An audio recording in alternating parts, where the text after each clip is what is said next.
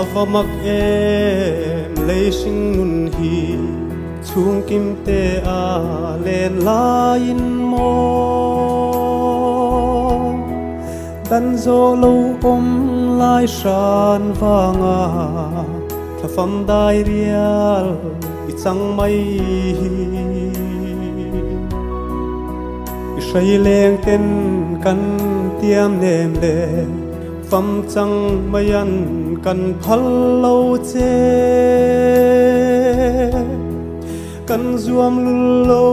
dam lai sing nun zuatil lova kan hong tur hi run lum nu thai sai choi le te kan vai khua a va sei don em kan phal thei lo dai rial changa kapa lo ho le ro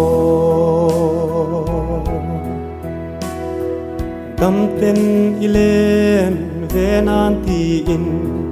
dam narun bel zai kan rela o thei ni se nei lung khong in itam nan sen kan huam sin sing mi dan rual chang si lo mo lung lam vaya run lam beli chun ni aliam tai khwa varin ifam chandar lori e run lum nu thai sai choi leng te kan vai khua a va sei don em kan phal thei lo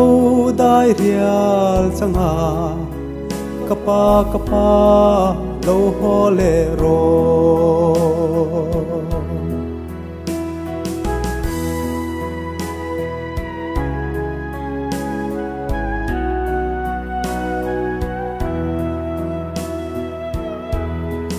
chal ro maya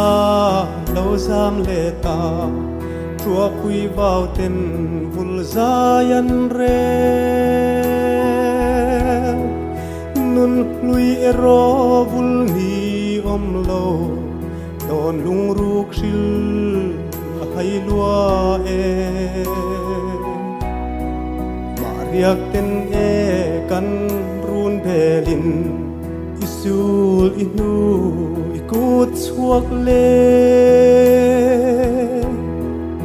ilim thla kan chan tok te hi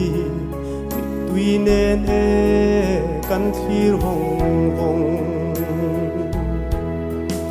run lum nu thai sai choi leng te kan vai khua a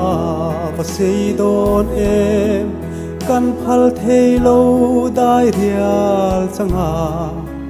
kapa lo ho le ro run lum nu thai sai choi leng te kan vai khua a va sei don em kan phal thei lo dai rial changa kapa lo ho le ro kapa lo ho le ro